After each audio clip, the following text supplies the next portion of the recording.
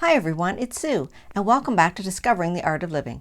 Now if you're new to my channel, click on the subscribe button below as well as the bell icon to be notified when I upload new content.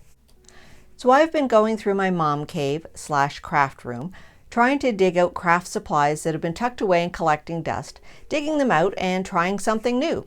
So last time, I found my paper quilling kit and I used it to make a really cute birthday card for my mother-in-law. So if you missed that video, click on the link above and that will show you a brief overview of all the different tools that I used and the techniques to make some really pretty paper quilling flowers. So I enjoyed paper quilling so much, I found it very relaxing and very artsy and creative. So I thought, I'm going to continue to teach myself some new tricks. So I scoured the internet looking for some new ideas, and there are a lot of creative paper quillers out there. There is some amazing artwork being made with just paper. So if you have time, check some of them out. But I came across a few people that were doing paper quilling mandalas. And I thought, So before Christmas, I had actually done some dot painting snowflake mandalas. So if you missed that tutorial, you can click on the link and check those out. And then last month, my online craft party was drawing and coloring mandalas. So if you missed that, you weren't part of the live stream, you can still watch the video and make your own mandala by clicking on this link. Now, speaking of the online craft party, one of my loyal subscribers, ShineWithTammy, her and her daughters participated in the live event and they made mandalas together. Then she used those mandalas as part of redoing her girls' bedroom decor. So if you wouldn't mind checking out her channel, ShineWithTammy, you can see how she redid her daughter's bedrooms and the lovely mandalas that they hung up as well. So the mandala idea was kind of stirring in my brain and I thought paper quilling mandalas, that sounds like something up my alley. So I decided to try one. So if you want to see how I made out, let's get started. So I started with a piece of black cardstock and just cut it into a square, just because for mandalas it's a lot easier to work with a square background. And then I just measured and found the center of the square so that I would know where to start. So looking at my paper quilling strips that came with my kit, I was inspired by the ombre yellow here, and it kind of looked like a starburst to me. So that's kind of what I was going with. So I just took one of the strips and this little quilling tool that has a notch in it and rolled it into a tight coil and glued the end. Now again, if you want a bit more detail on how to use these different materials, you can check out my other video. Once I got it into a tight coil, I put a little bit of really tacky glue on the end to secure it and then glued it in place in the middle of my paper.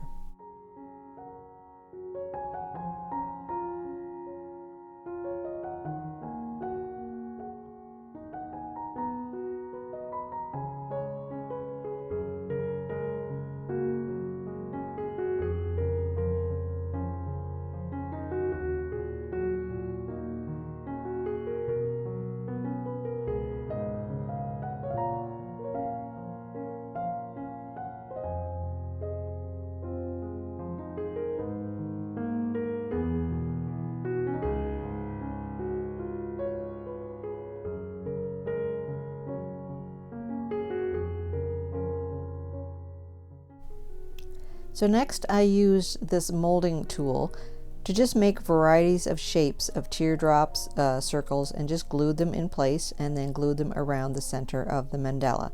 I made several to make a flower shape.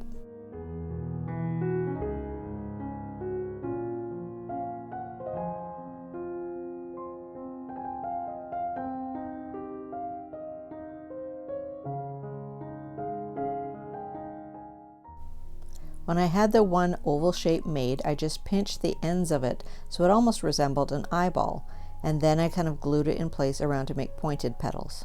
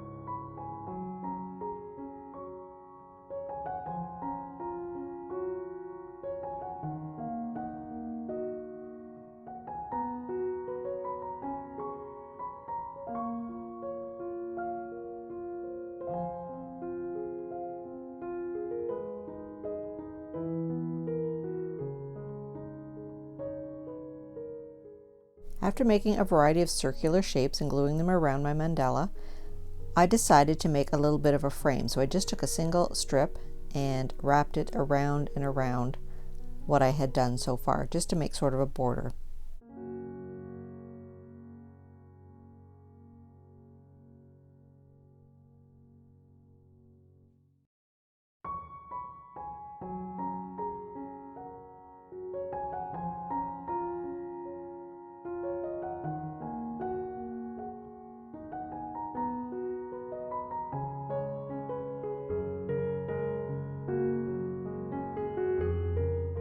I also decided to incorporate some two-toned circles into my pattern, so I glued a strip of yellow together with the orange. Then as one long strip, I made a really long, tight coil and glued it in place.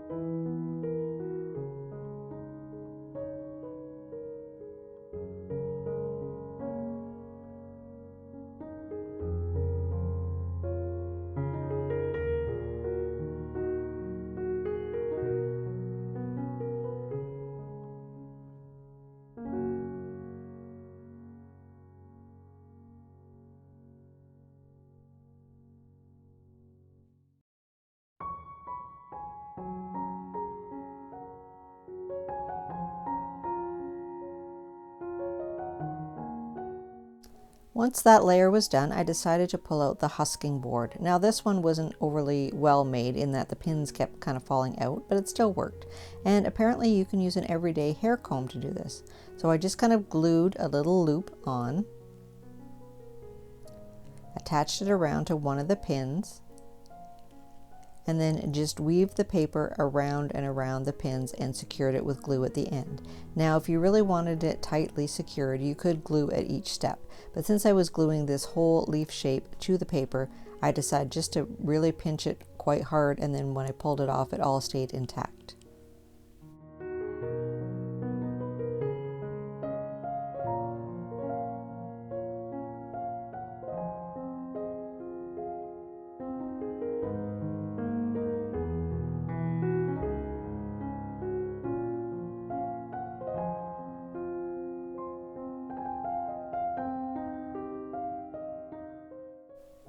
Now the possibilities are endless when it comes to this husking board. No matter different ways that you put the pins, you can make different designs. So I decided to try to make this fan shape by putting one pin in the center and then several around the circumference of the little fan area, and then just weave the paper in and out. But really, you could use your imagination.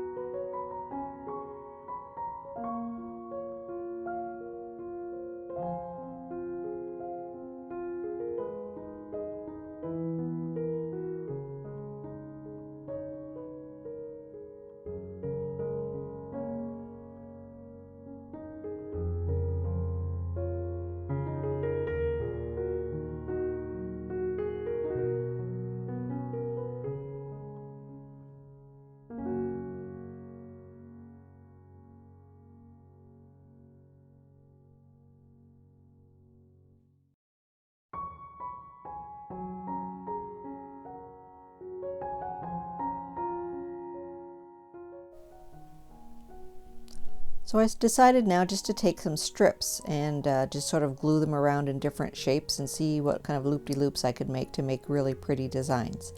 Again, just use your creativity. Now this is a really time-consuming process, so I would suggest maybe doing some of the coils while you're sitting down watching TV and just kind of having them made up ahead of time, or work on a project a little bit at a time. It is time-consuming, but it is beautiful and it is worth it. I also discovered that, unlike drawing the mandalas, I didn't put the guidelines on my paper, and I probably should have, because it turned out that it wasn't really symmetrical. But that's okay, I think it still turned out pretty good.